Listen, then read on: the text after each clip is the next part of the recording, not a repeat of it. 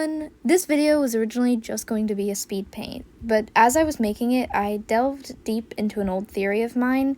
Truth be told, this may actually just be canon, and I have completely forgotten that it is canon. If it is, please feel free to tell me. I don't mind that I wasted my time, mainly because I genuinely enjoy this series. If it wasn't obvious, this theory is about Travis, mainly Travis from My Street, but there may be a few mentions of him within Minecraft Diaries. Though personally, I've not finished watching it, I have gotten to a point where he's been introduced. And that's it. As far as his character development down the line for that series, I know nothing about. So if I say something that's about Minecraft Diaries or explained in Minecraft Diaries later on, just know I was not aware of it. I'm already aware this is going to be a multi-part series. So for this episode, we'll be talking about where he disappeared off to. To give a bit of context, I watched Phoenix Drop High and then Season 1. And something that always confused me is why was Travis reintroduced? Everyone else was already established to have known each other.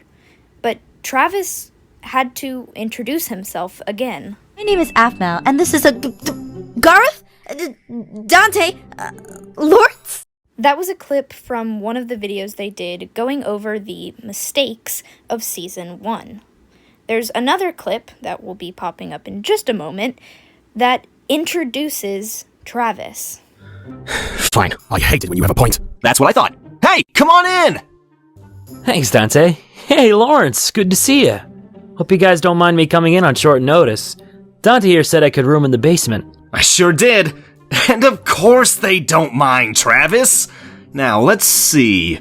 You already have met Lawrence before, so... Travis, this is Garth. Garth, Travis. Nice to meet you. It's nice to meet you too, Travis. Save the best for last.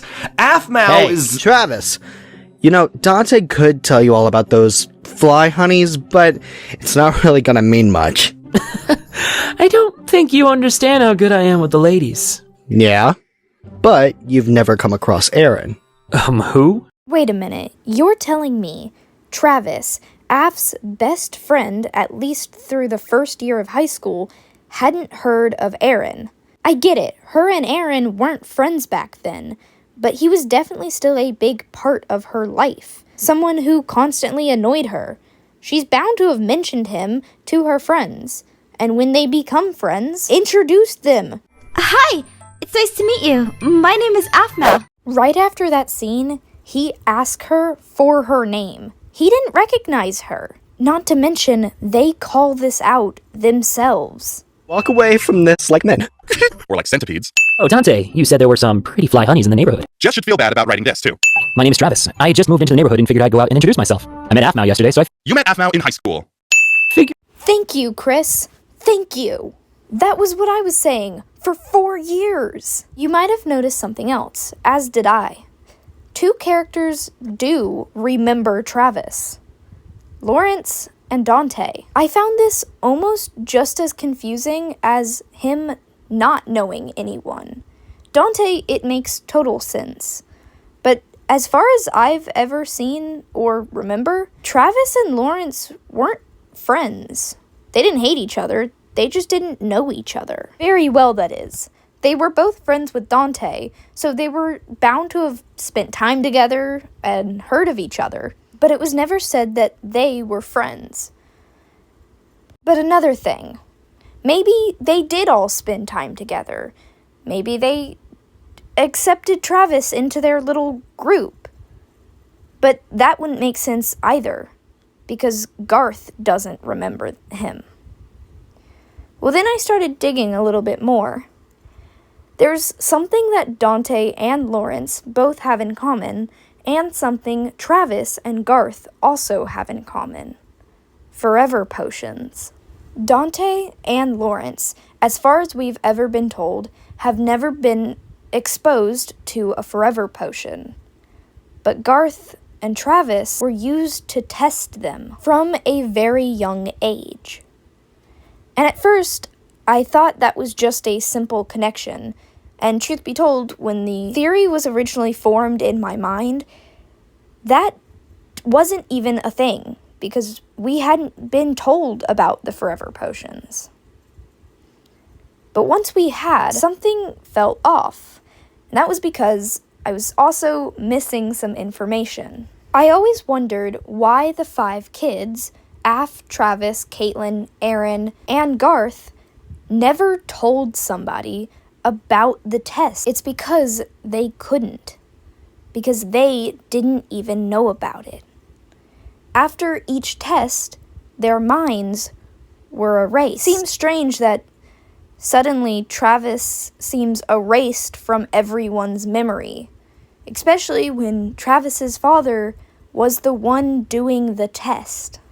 But let's pause for just a moment. This video was originally supposed to be about where he went. But you might be like, what am I talking about? He didn't go anywhere. But he did. He disappeared for 2 seasons.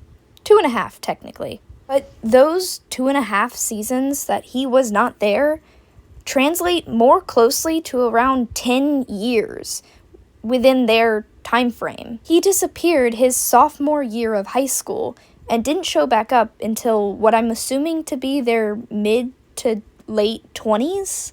And in case you've forgotten, which I have, Travis is not in the 2nd season of Phoenix Drop High.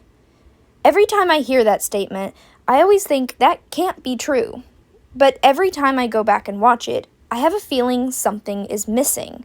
I never outright looked to see if Travis was in it, and because of the time frame I have for this, I don't have time to go back and watch all of the episodes, but I am planning on doing that very soon.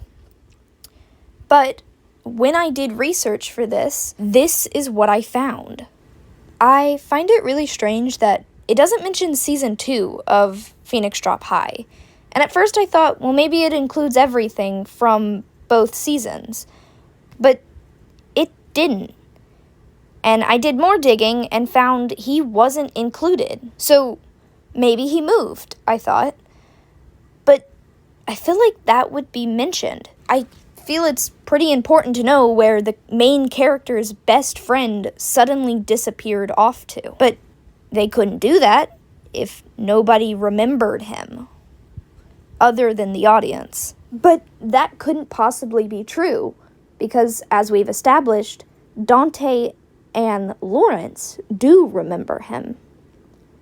But notice the list of kids I used earlier. Aph was a part of them, and she just so happened to be one of the people who no longer remembers Travis. And I'm sorry, I don't feel like going through and finding the clip of him reintroducing himself to Caitlin. But I know I have it. And within the clip, he also introduces himself to KC. And you might be like, well, KC wasn't experimented on, so why wouldn't she remember him? It's KC. I love the girl, but something tells me she wouldn't remember much of Travis. He doesn't seem like the kind of person that would pique her interest within high school. He didn't seem to have a good ship with anyone, other than Caitlin, perhaps, but I think Casey would be too busy shipping her with, I don't know, Jeffrey or someone else. Not to mention, within the college season, I always forget the name of that one, she doesn't remember Zane either. Something tells me Casey just doesn't have the best memory of people she doesn't like or doesn't find interesting, which are her almost exact words within that season when Zane asks why she doesn't remember him. So only the characters who got experimented on forgot Travis. That seems like a very big connection between all of them. One that I think was intentional by Travis's father. It's well established now that Travis's father is the demon warlock, or possessed by the demon warlock. Michael, in other terms. For almost all of Travis's life, he was being conditioned to also one day be possessed by Michael. Because of this possession, Travis never knew if he was talking to his father or Michael.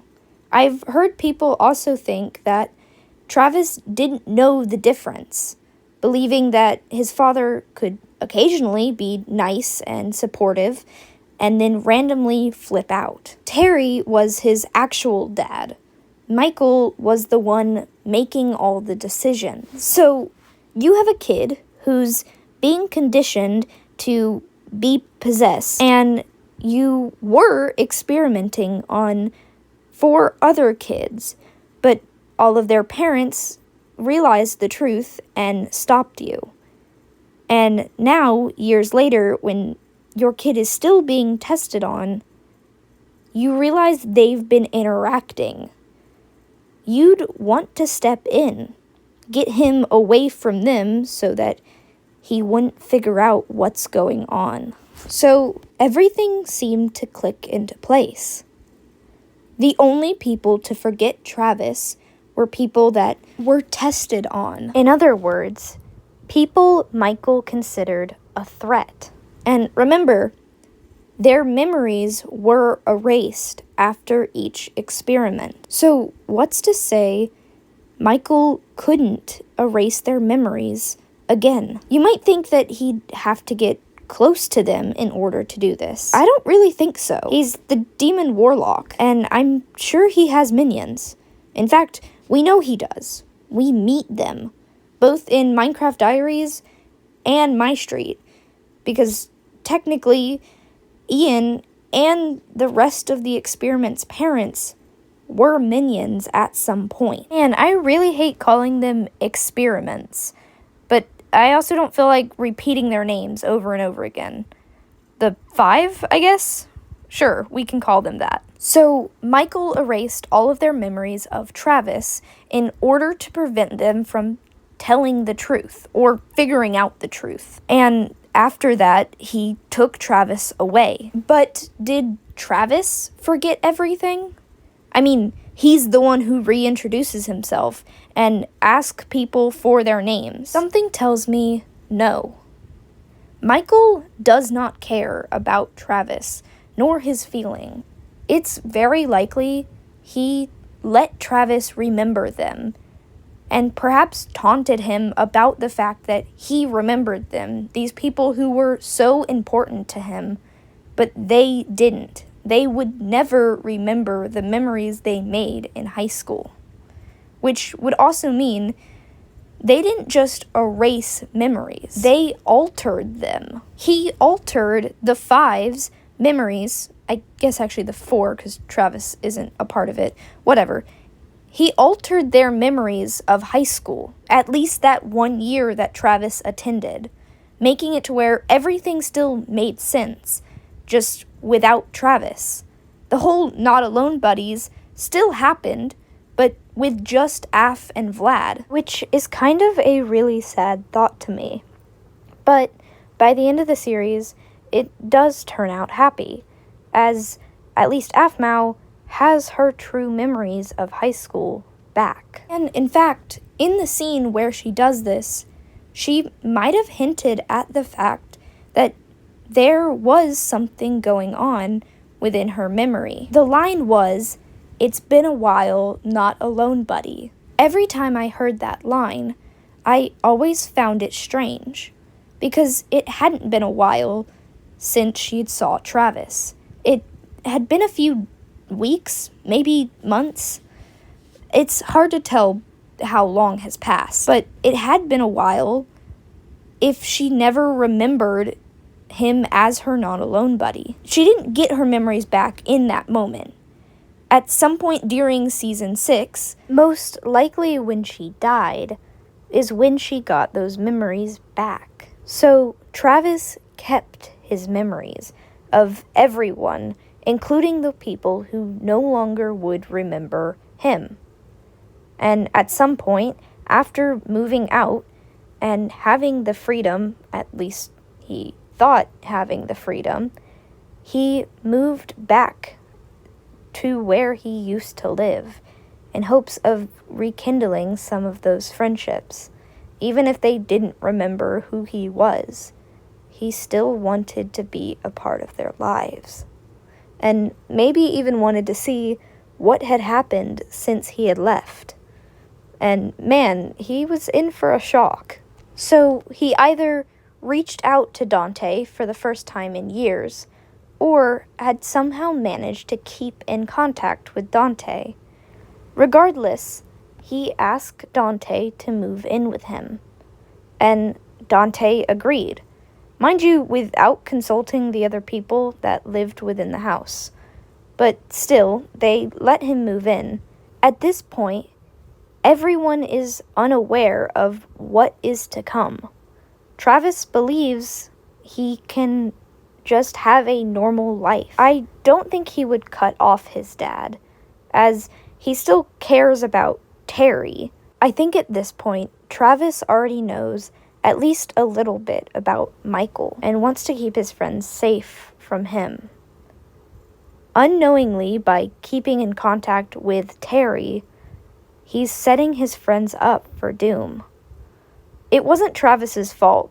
Anything that happened within Season 4, he had genuinely no control over that, though it is believed that the Snake-Eyed Man and Michael are very closely connected, as seen by his reaction when he sees the book Lucinda steals from the Snake-Eyed Man. But that's getting into a later part of this theory. There's so much more I can go in depth with. This just covers, really, 3 seasons, and it's not even the first 3 seasons of My Street. At some point during the drawing process, I looked at the outline and realized it was not a good outline.